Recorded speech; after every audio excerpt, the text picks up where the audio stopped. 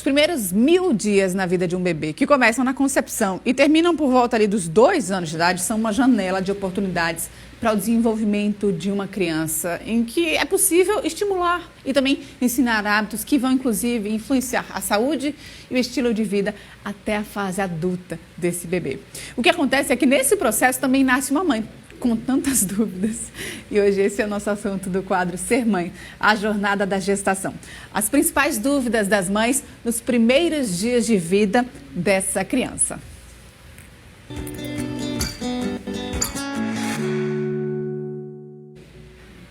Eu vou olhar para onde? Ao deixar o corpo da mamãe, o bebê passa por tantas adaptações. Ele começa a respirar por seus próprios pulmões. Ele vai estabilizando sua circulação sanguínea e se habituando também às diferenças de pressão, por exemplo, entre o interior do útero e aqui, o ambiente externo. Além disso, gente, dessas adaptações do bebê, tem também o aprendizado e a adaptação dos pais. E para esse papel, informação e orientação nunca são demais. Sobre isso que a gente conversa agora com a doutora Luíse Dantas, pediatra. Doutora, muito obrigada pela participação, seja bem-vinda. Olha, eu estou falando por experiência própria, essas dúvidas não param de surgir. Por que é tão importante a gente ter uma consulta pré-natal com a pediatra antes do bebê nascer? Bom dia, bem-vinda. Bom dia, muito obrigada pelo convite, né? É sempre bom poder trazer uma informação, principalmente baseada em evidência, né, para ajudar as famílias nessa decisão. Então, essa consulta pré-natal, a gente vai conhecer o que está acontecendo com essa família, como está sendo essa gestação, se teve alguma intercorrência, como está sendo o desenvolvimento do bebê ainda dentro do útero. Que é por isso que a gente fala tanto desses 1000 dias, né? O que acontece dentro do útero vai refletir nos cuidados e no desenvolvimento desse bebê ao longo da vida. Então, já o que acontece ali na gestação, a gente precisa saber. Então, às vezes, tem um diabetes gestacional, uma hipertensão, uma alteração de tireoide, alguma outra doença, uma patologia que a gente precisa ter um olhar diferenciado, né? Até para a gente saber dos cuidados na hora do nascimento desse bebê, no pós-nascimento, para que a gente possa orientar essa família.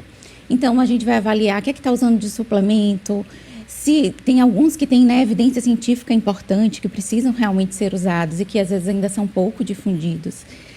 Se ela está tendo, né, algum outro probleminha que precisa de intervenção ali naquela gestação, às vezes a gente já cansei de fazer até diagnóstico de diabetes gestacional na consulta pré-natal. Imagine que já estava, né, avançada e a gente não tinha esse diagnóstico. Porque vão atualizando, né, essas diretrizes e a gente precisa sempre estar pronto para intervir.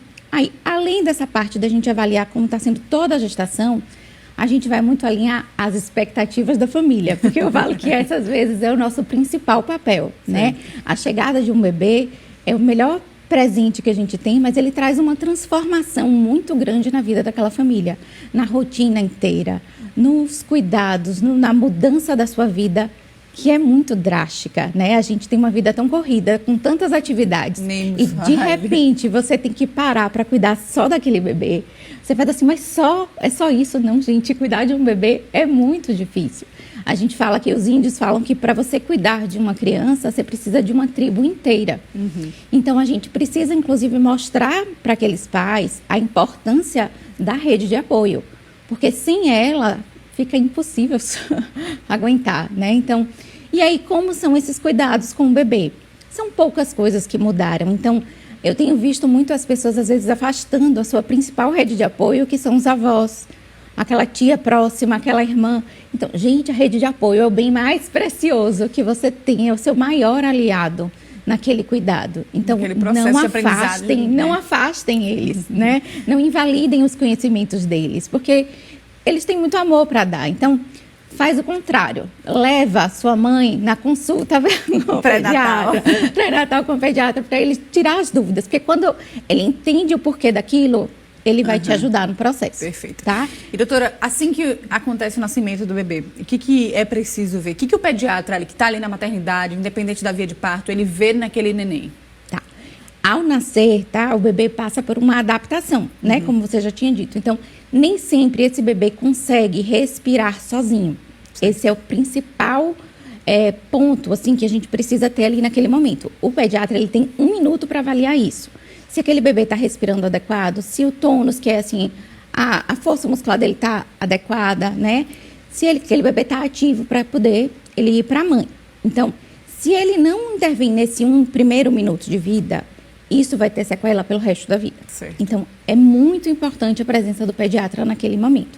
E de um pediatra que seja habilitado, né? Que saiba fazer reanimação neonatal, porque 10 a 20% dos bebês precisam de alguma ajuda quando nascem.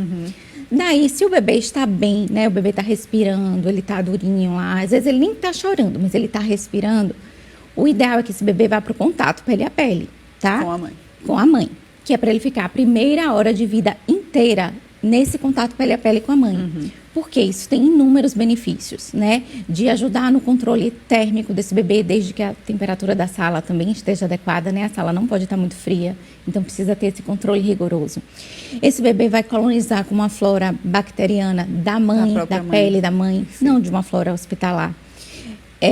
Essa transição da circulação, são vários estudos que mostram que ela se dá de uma forma mais adequada, então essa adaptação cardiorrespiratória após o nascimento, ela se dá melhor. A amamentação, óbvio, né? Vai ser mais fácil, porque ele está ali grudado na mãe. Além do vínculo, que é indescritível, né? Perfeito. E, doutora, a gente recebeu tantas dúvidas em relação a esses primeiros dias do bebê. Uma das que mais surgiu é, o bebê toma banho ou não na maternidade? Ele toma banho em casa? Ele toma banho quando? Depois que nasce? Vamos às polêmicas. Essas são as perguntas que não têm uma resposta muito definida, tá? O banho é uma questão muito cultural nossa, então a gente tem essa coisa de tomar banho sempre. O bebê não nasce sujo, gente, então ele não precisa tomar banho.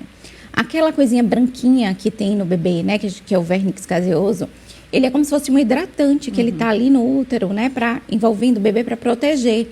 Então o ideal é que a gente não tire. Então, se puder esperar pelo menos 24 horas, é o ideal, tá? Aí tem que ser na maternidade ou não. Decisão familiar, tá? Só com água, com sabonete neutro, como é que funciona esse primeiro banho, por exemplo? Pronto. Esse primeiro banho, como eu falei, o bebê não tem sujeira, né? Então, às vezes a gente vai usar o sabonete mais para a parte íntima. O sabonete do bebê é tudo que a mãe não gosta. É para ser sem cheiro, que faça pouca espuma, porque a pele do bebê é muito sensível. Então, o ideal são os que a gente chama de Sindex, que eles são meio umas espuminhas, uns gel lavantes, não são exatamente um sabonete, tá? Então, só que eles são mais caros, geralmente, né? Então, pode lavar só com água. Doutora, falando dessa questão do banho, muitas dúvidas surgem também em relação ao umbigozinho do bebê, principalmente no banho. Existe uma forma correta de fazer essa limpeza e também dos cuidados que a gente precisa ter com o umbigo do bebê, né? Vamos lá, desmistificar um monte de coisa, tá? O que é que a literatura traz? Os consensos. E esses consensos foram mudando ao longo dos anos. Então, a gente vai ver todo tipo de recomendação, tá? A recomendação não é obrigatório o uso de álcool quando o parto acontece em condições adequadas. O não é obrigatório não significa que não pode ser usado, tá? Então, tanto você pode apenas lavar na hora do banho normal, passar sabonete ali mesmo para lavar, né? E depois secar. O mais importante é mantê-lo seco, e como bem é que seco. A gente usa essa parte Ou de secar? usar com algodão, com o cotonete e o álcool para limpar, tá? A senhora até trouxe o cotonete adequado para isso, né? Pra gente dar uma olhadinha. Vamos lá. Porque, gente, existe uma infinidade de produtos específicos para esse bebê. Eu falei assim, doutora, por favor, traz, porque tem muita mãe que tem dúvida mesmo. Aí ela trouxe uma boneca e, por exemplo, o cotonetezinho, que ele é mais fofinho, né, na ponta, por exemplo. Então, aquele cotonete que todo mundo acha que é o cotonete de bebê para limpar o umbigo, ele não é para limpar o umbigo, tá? Ele é para limpar a orelha. Por quê? Porque não é para limpar a orelha. Tá vendo? A orelha você pode apenas pegar a fralda que você está usando para enxugar o bebê e colocar até onde o seu dedo vai. Por quê? Porque não é para colocar o dedo lá dentro. Produz muita cera? Produz. Mas a cera é protetora, então não é. Ali é só para a gente enxugar. Então, por que fizeram esse cotonete chique com a pontinha, mais gordinho, rechonchudo? Para impedir que os pais coloquem ele dentro do ouvido. Dentro do ouvido do bebê. Então, ele foi feito com esse intuito de impedir que a gente faça um mau uso dele, tá? Para limpar o umbigo, quando é no primeiro momento que ele está ainda muito branquinho, né? Ele inicialmente é todo branquinho, parece uma pérola. A gente consegue limpar somente com um gaze, um algodão embebido em álcool, tá? Perfeito. Só que depois, quando ele vai ficando seco, ele vai ficando pretinho, todo pretinho. E aí a base é o principal. O que é a base? A base é o que fica grudado já na pele, tá? tá? Só tirar aqui a mãozinha que está na frente da câmera. Sim. Pronto. Aí fica A melhor base pra é a gente parte mostrar. do umbigo que já está aqui bem grudadinha na pele. Então, para a gente conseguir limpar, a gente precisa, às vezes, segurar o umbigo para um lado e para o outro, para colocar esse cotonete comum, tá? Aham. Com álcool 70.